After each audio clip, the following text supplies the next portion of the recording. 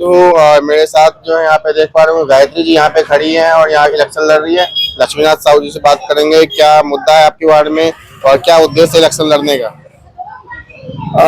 जहां तक उद्देश्य की बात है, उद्देश्य तो स्वाभाविक सी बात है, जन सेवा है। हमने पिछले 5 साल भी मेरी पत्नी पार्षद रही है और इस बार भी पार्षद के लिए कांग्रेस पार्टी ने भरोसा जताया है और निश्चित रूप से वार्ड की जनता का, लोगों का, महिलाओं का, बुजुर्गों का भरपूर आशीर्वाद मिल रहा है। पिछले बार 1722 मतों से हमने विजय हासिल की थी और इस बार हमारा लक्ष्य है कि हम 2000 पार मतों से विजयी होकर आएंगे और वार्ड में जो विकास कार्य छूटे हुए हैं, जो काम अधूरे पड़े हैं, उनको हमको पूरा करेंगे। निश्चित रूप से एक नया नगर निगम में शामिल हुआ है हमारा वार्ड 2019 में और बहुत सारी कमियां थी, जिसमें से बहुत सारी कमियों को हमने दूर कर दिया।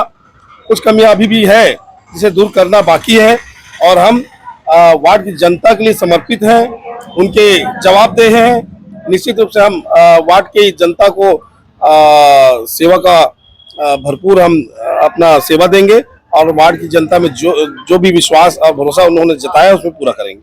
सरकार की कई सारी योजना है जिसमें आवास, इसके अलावा राशन कार्ड, आयुष्मान कार्ड और सबसे इम्पोर्टेंट यहाँ पे महतारी वंदना योजना सभी लोगों तक पहुँचा पा रहे हैं। देखिए, राशन कार्ड की बात है तो हमने पिछले कार्यकाल में 450 से भी ज्यादा राशन कार्ड गरीबों का बनाया है और जो वृद्ध महिला है, जो परित्यक्ता है या विधवा है, ऐसे महिलाओं को पेंशन लगभग 150 हमने पेंशन कार्ड बनाए हैं। इसके अलावा आयुष्मान कार्ड और जो महतारी वंदन की बात है, महतारी वंदन के लिए हमने एक एक घर का फॉर्म भराया, सत्यापन किया और उनका महतारी वंदन के लिए उनका फॉर्म को रेडी करने का काम हम लोगों ने किया, जिसका लाभ आज वार्ड की जनता को मिल रहा है और निश्चित रूप से वो हमारा मेहनत लोगों को दिख रहा है, हमारा काम लोगों को दिख रहा है, हमारा वार्ड का काम बोल रहा है। निश्चित रूप से गायत्री लक्ष्मीनाथ साहू फिर से एक बार जीत कर आ रही है। वार्ड के अंतर्गत जिस तरीके से कोरोना की महामारी आई थी तो आप लोग किस तरीके से आगे बढ़ चढ़कर उसमें हिस्सा लिया, लोगों की हेल्प किया? बहुत अच्छा सवाल आपने किया। मैं चाहूंगा हर मीडिया वाला ये सवाल करे। जब कोरोना काल में लोग घरों से नहीं निकल पा रहे थे, सबका काम धाम व्यवसाय बंद था, लोग भूखों मरने के लिए मजबूर थे, इलाज के लिए तड़प रहे थे, ऑक्सीजन के लिए, टैबलेट के लिए, दवाई के लिए, इंजेक्शन के लिए जब तड़प रहे थे, तब भाजपा का एक भी व्यक्ति मैदान में नहीं दिखाई दिया। जबकि हम कांग्रेस के लोग, कांग्रेस कमेटी के लोग और हमारी गायत्री पार्षद के साथ मैं खुद घर घर जाके एक एक दरवाजा हमने खटखटाया, लोगों को दवाई वितरण किया, मास्क, सैनिटाइजर का वितरण किया, राशन का वितरण किया और भरपूर अपनी जनता का सेवा किया और सुरक्षा व्यवस्था को बनाया। वार्ड में कितना जरूरी है कि टाइम टाइम पे, हफ्ते या महीने में भर में एक मेडिकल कैंप लगाया जाए, सभी का मेडिकल चेकअप हो जाए, एजुकेशन कैंप लगाया जाए, बच्चों को बताया जाए कि क्या आगे पढ़ना है, कौन सा कोर्स करना है, कितना जरूरी है? बहुत जरूरी है। शिक्षा और स्वास्थ्य सबसे ज्यादा महत्वपूर्ण चीज है।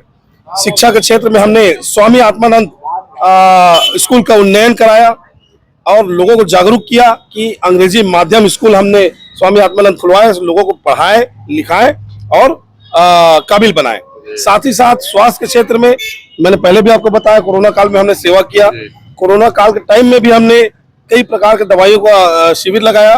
बीच बीच में हमारे द्वारा स्वास्थ्य शिविर, स्वास्थ्य परीक्षण शिविर, ब्लड डोनेशन कैंप लगाया जाता रहा है, जिसका लाभ हमारे वार्ड की जनता को लगातार मिल रहा है। अब कहा जा रहा है कि बिलासपुर को जो है स्मार्ट सिटी के रूप में डेवलप किया जा रहा है 2018-17 से, तो क्या आप भी अपने वार्ड को स्मार्ट वार्ड बनाना चाहते हैं? इसके अंतर्गत कई सारे काम आप लोगों को करने होंगे, वाईफाई, सीसीटीवी कैमरे और ज्यादा street lights, smart parking, smart park जहाँ पे युवा बुजुर्ग टहल सके, युवा के खेलने का मैदान हो, स्मार्ट लाइब्रेरी हो, यहाँ पे ये सब स्मार्ट बनेगा। देखिए, स्मार्ट सिटी बिलासपुर केंद्र की योजना है, स्मार्ट सिटी के अंतर्गत लिया गया है बिलासपुर को।